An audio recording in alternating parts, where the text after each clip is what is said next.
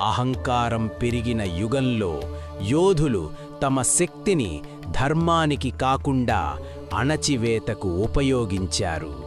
సృష్టిలో సమతుల్యత కోల్పోయిన వేళ ధర్మరక్షకుడైన మహావిష్ణువు అవతరించాలనే సంకల్పం తీసుకున్నారు. జమదగ్ని మహర్షి, రేణుకాదేవి దంపతులకు దివ్యకాంతితో పరశురాముడు జన్మించాడు.